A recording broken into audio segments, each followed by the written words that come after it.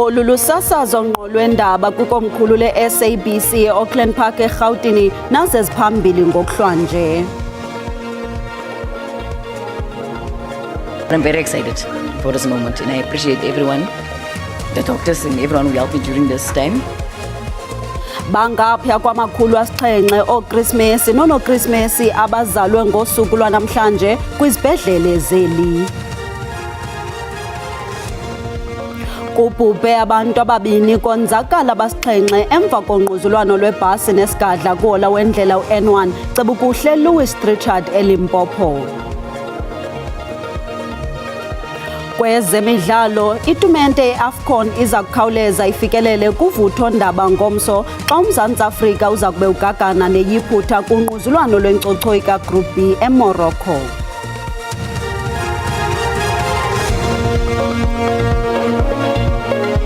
Molweni mzontsundu ngolusuku lweKrisimesi ngethemba linonwabele neentsapho zenu, kodwa ke ngoku masingene kuvimba wethu wangokuhlwanje. Zintsana ezingaphaya kwama-700 ezibelekelwe kwizibhedlele zeli ngalomhla weKrisimesi, nangona kunjalo abasemagunyeni kumaphondo eli akugxekile ukukhelelwa kwabantwana abaselula. Kwinani loomama ababelekele kwizibhedlele namhlanje bangama-30 oomama abaselula. Ngethuba iqina imini yanamhlanje, iphondo eMpuma Koloni beliselibhalise intsana ezingama-69 ezizelweyo ngalomhla weKrisimesi. Abasemagunyeni bathi kuyakhathaza ukubona abadlezane abalula ngeminyaka eli-15.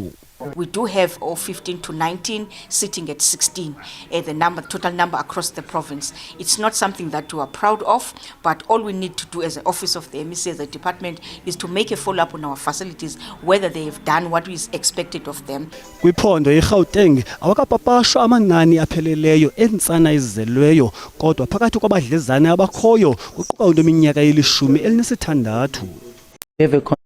Mothers in the province, and I think here we have one now that we've discovered that she's young, she's got a child, I think she's at the age of 16, and we're encouraging those ones then, because we are friends of the courts now, we will definitely take her file to the Department of Justice and the Department of Social Development so that we can take it up from there. KwaZulu Natali eselikuzelwe intsana ezingama-74 ngethuba kubetha intsimbi ye-10 kusasa. Kubadlezane kweli phondo singabalula intwazana eneminyaka eli-15 kuphela. Imagine a 14-year-old that is pregnant. What does it say to you as a parent, but what does it say about us as a society where we allow 14-year-olds to fall pregnant and nothing happens and there are no consequences? Zintsana ezingama-32 ezizalwe eFreystata nalapho abadlezane bebeyimincili kubona intsana zabo. I'm feeling very overwhelmed because I wasn't expecting this. And as I can see, I'm alone. I'm actually feeling, how can I say? But I'm very excited for this moment and I appreciate everyone, the doctors and everyone who helped me during this time.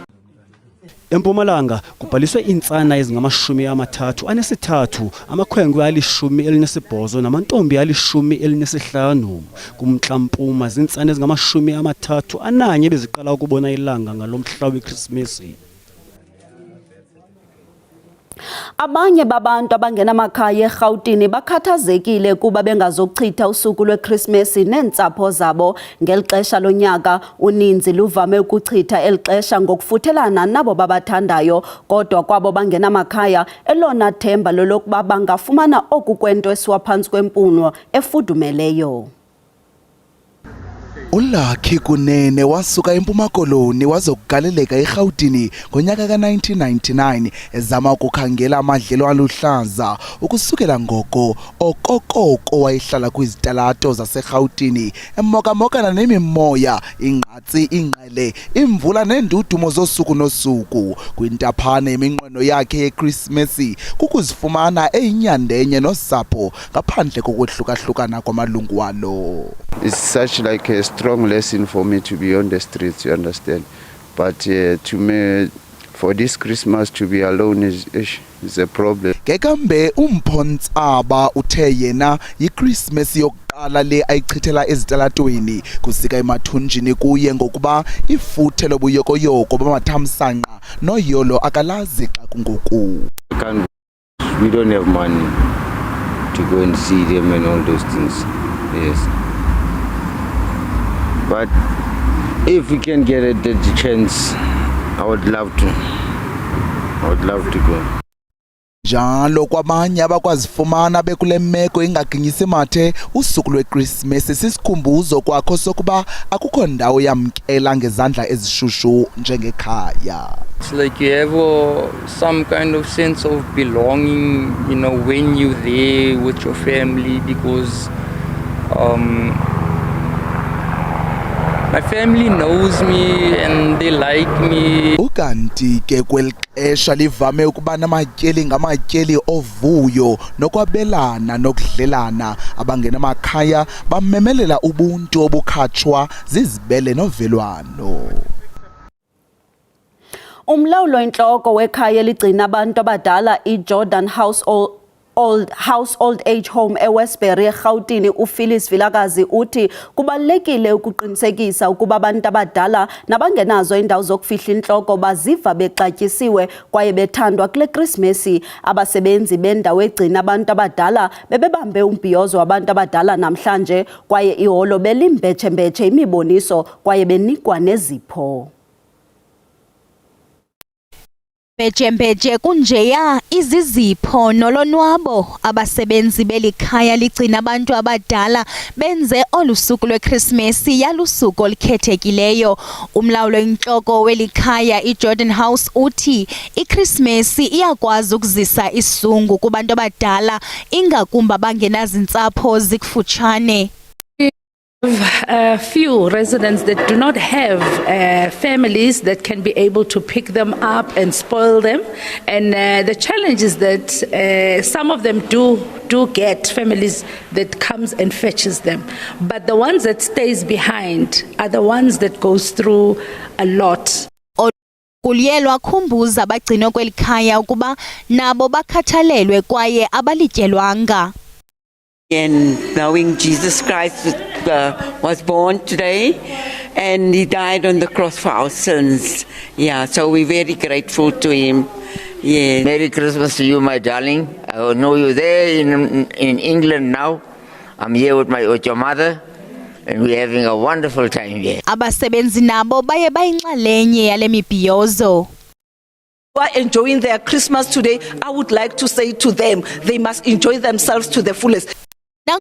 Kude nentsapho kodwa le Christmas iye yazisa uncumo nakwezinkonde nenkondekazi. Umbutho ongenanto yakwenza noRhulumente waseGqeberha eMpuma Koloni iLove Sport Africa ukhuthaza uvuyo kunye nokuqukwa kwabantu abahlelelekileyo ngosuku lweChristmas. Lo mbutho olutsha nowaziwa kakhulu ngokuphuhlisa abadlali beSpringboks yabasetyhini ugxile kuphuhliso loluntu kwaye igqiza lalo mbutho linikezele ngezipho zokudlala ukutya nezihlangu eziye zazisa uncumo kubantwana nakwintsapho zabo. Ibimincili kubahlali bemimandla ethile eGqeberha ngethuba imbutho iLove Sports Africa iqhuba nephulo layo lokuhambela imimandla amatyotyombe benikezela ngezipho zeChristmas kwabo bangathathi intweni kuquka nabantwana. Phakathi kwezi zinto bebenikezela ngazo kuquka izinto zokudlala zabantwana, ukutya kwakunye nezihlangu kwimimandla ebandakanya iMotherwell neNew Brighton. Siziva kamandi kakhulu, sithi it was a nice surprise because besesezindlini sibhizi siprepare isalad zethu, then seva ihuta yemoto sabona nemoto zisiza, then bapha abantwana ipresents, so we are definitely so happy si community asonoma kanjani.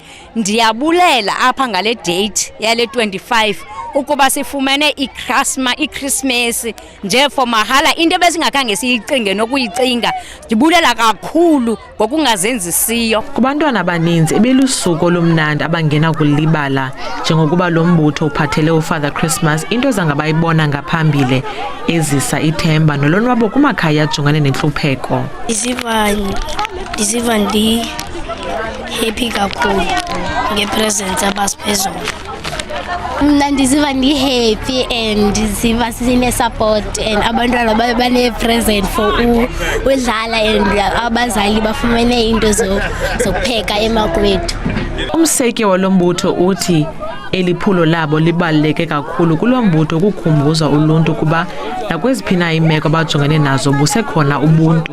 A time where families put out their best dishes, but also abantwana abazivisa kamnandi ngembahla ezintsha, but also lo kayingelo hlobo iya highlight ke mhlawumbe abanye abantu where they might feel a bit bad because abanazo ezinye izinto that others have, so the drive is to try and equal silevelishe lo playing field. Lo mbutho uthi uzawuqhubekeka ukuxhasa ummandla waseGqeberha. Kwiindaba ze-SABC, Ndunguntombozo Kubhalindula eGqeberha.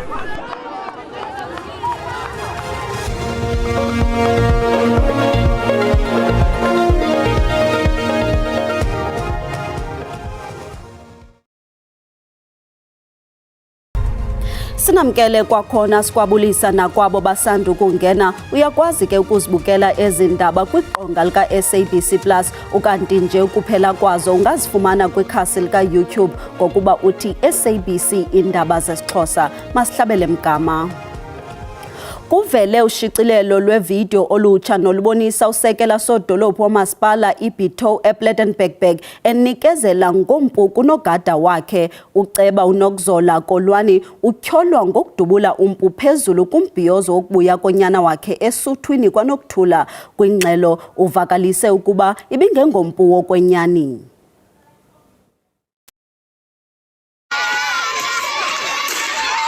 Olushicilelo lubonisa elinye igophe. Isithethi somasipala waseBito uAndile Namntu unqwalile ukuba le ndoda inyengezelwa lomkhono wekati ngumsebenzi wakwamasipala. Uxanduva lwakhe ukuba ngumqhubi kunye nomkhuseli kaKholwaphi. This gun is firing phayana, it's a semi-automatic weapon and nendlela edischarge ngayo amakhohlombe la indlela aphuma ngawo. Ayikho into enokwenza ngalandlela yenzeke ngayo phayana. Utshala ukwamemelela ukuba kuthatyathwa amanyathelo ngomkhuseli kasekela sodolophu. Iyabonakala ke nangendlela ayibamba ngayo umhlekazi lo law enforcement uyayifihla lento ayenzayo.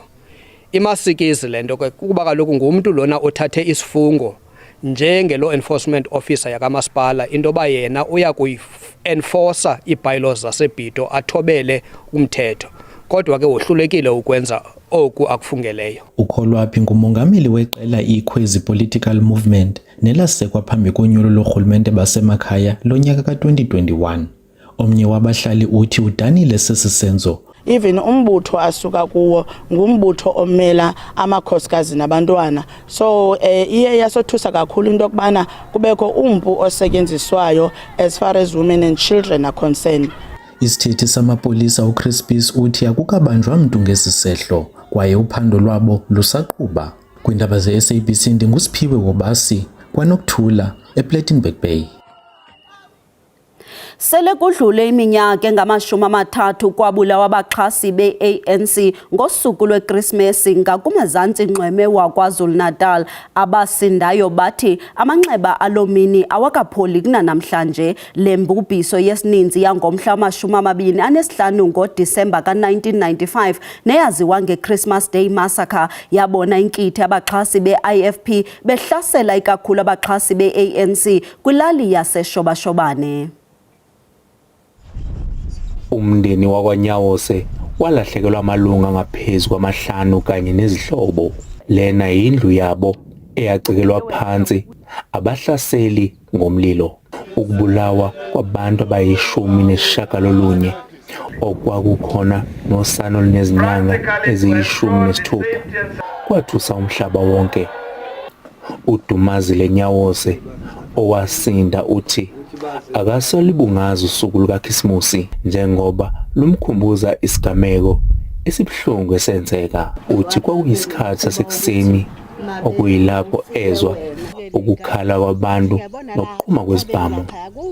Uthi wabona nemizi ishiswa wabaleka nezingane zakhe ezintathu. Bathi bewela umfula kwadutshulwa undodakazi wakhe uPhindile owayeneminyaka engu-17. Uthi wabona abahlaseli begwaza isidumbu sikaPhindile abanye besigabha.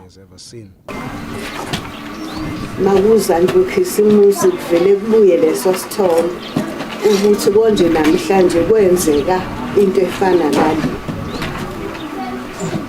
Angidli nje kwakudla ngoKhisimusi mina. Umyeni wakhe uMzwenkani Nyawose wasinda naye. Imizi yazi yashiswa yonke yaphela nya. Ngaze ngaqhamuka lena le ngane le umfowethu ukhipha. Babemciye lapha mkwa. Ngenkathi kungcwatshwa ababibulewe, uhulumeni wathembisa ukuthi abenzi bobubi bazobanjwa. Kwaqokwa ithimba elalizophenya, kwajutshwa amaphoyisa namasosha ukuzoqapha kule ndawo. Amadoda ayishumi aqula leli cala, kwathi abayi13 balahlwa icala. Londe Radebe, SABC News, ezingolweni. Kubhubhe abantu ababini konzakala abasixhenxe emva kokuba kungquzulene ibhasi nesigadla kuhola wendlela uN1 Cebukuhle Louis Richard eLimpopo. Ababini kwabonzakaleyo bakwimeko emaxongo kwaye ababhubhileyo ngabaqhubi bezizithuthi. Yingozi yesibini ebandakanya ibhasi nesigadla ukwenzeka kule ndlela kwintsuku nje ezintathu. Ngokwecandelo lenkonzo zikaxakeka laseLimpopo, umqhubi webhasi kutyholwa ukuba uphulukene nolawulo lwesisithuthi emva kokuba izame ukudlula esinye isithuthi kumzila uLuqilima. Ibhasi bisingise eGauteng isuka eZimbabwe inabakhweli abasibhozo. Early this morning I received a call that there is a bus accident around the N1. Then indeed we were dispatched to come here. And then upon arrival, indeed we found the bus and the truck involved head-on collision. And then the bus, it was going from Zimbabwe towards Gauteng. And then the truck was coming from Gauteng towards Messina. What happened is it looks like one might have lost control and went to the other one. I could not be able to say which one lost control. Then we had 2 fatalities. 2 patients died at the scene. One was the driver of the bus and the other one was the driver of the truck. Abakhweli abahlanu bafumene umonzakalo ongephi banyangelwa umothuko kananjalo. Umbutho okuvuselela indlela yokuziphatha inkciyo eMpuma Koloni uyaqhuba ngokukhula ngokwamanani. Lo mbutho sele utshintshe negama nalapho ngokuwaziwa ngokuba yinkciyo South Africa emva kokunwenwa kumanye amaphondo. Injongo yalo mbutho kukuvuselela indlela yokuziphatha nokukhuthaza amantombi aselula nabafana ukuba badlalele kude kwezesondo. Iminyaka yasekwayo inkciyo Eastern Cape, le nkqubo yokubuyisela izimilo yasungulwa intwazana yasezilalini, intombi yenkciyo eneminyaka engama-30 budala yelali yasentlonyana eXhorha. Lo mbutho ngoku unamasebe kumaphondo 4 kwaye ufuna ukunabela kwamanye. Kule minyaka 18 xa sele sibhiyozela masiseske silontsha nenkciyo South Africa. Nalapho ke ngoku abantwana basuka kwamanye amaphondo bazotsho babone into yobana nabo bayakwazi ukuba inxalenye yenkqubo yethu. Oomama abadala belali nabo bazisa ulwazi lwabo ukuncedisa ekuqiniseni nasekomelezeni lo mbutho. Bakholelwe kubeni le nkqubo inegalelo elikhulu ekulweni izigulo ezosuleleka ngesondo nasekunqandeni ukukhulelwa kwamantombazana aselula. Khona izinto esibafundisayo ukuba bangazityi ezinye bazitye njengezinto ezinobisi namaqanda ipinatsi kuba sinenkolo ethi zizona zinto kwakuye kuthiwe ngela xesha lakudala zivusa imizwa zivuselela imizwa noba sibasa nje pha enkciweni njengabazali bayakwazi bona ukuzilumkela ngoba bayafundiswa pha enkciweni uba mabangenzi intoni mabenze intoni njengabantwana abangamantombazana nabangabakhwenkwe. Le nkqubo yophuhliso lwezakhono iza kuphinda isetyenziswe kuveliseni ingeniso kulo mbutho ukuze ukwazi ukumelana nezamzweli zexesha. Bakwazi ukwenzelwa intsimbi apha kuthi khona ukuze sizofumana inzuzo. Intsimbi ke izindidi ngendidi, kukhona amaXhosa, kukhona abaThembu, kukhona amampondo. Kwindaba ze-SABC ndingufundiswa Mhlekude eXhorha.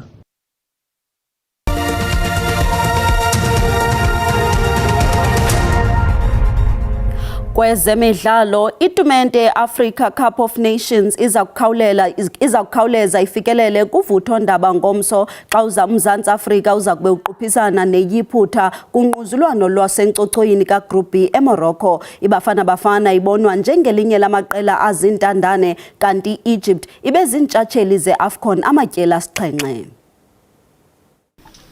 Umqeqeshi wabafana Bafana uHugo Bruce sele iminyaka engamashumi-37 eqeqesha. Kodwa ukuchitha usuku lweChristmas ethekelele kusapho lwakhe yinto angayiqhelanga. Le ngwevu iminyaka engamashumi-73 ichithe usuku ifudumeza umkhosi wayo phambi konquzulwano neYiphutha ngomso. Merry Christmas to everybody. A strange Christmas for me. It's first time in my life that I'm not home with my family, but the other side, I'm excited, and also my team, to be here and to play the game of tomorrow against Egypt. We did a very good job last game, so we tried to avoid to lose points. Lunquzulwano lwenkqoqo yegroup kwaye eliphumeleleyo lisethubeni lokudlulela kumjikelo wamaqela ayi-16. Kodwa iqela lesizwe libheka kulo mdlalo lingancancazeli emva kokuba lazibetha amatyeli asibhozo ezikaFaro kwimidlalo eli-14.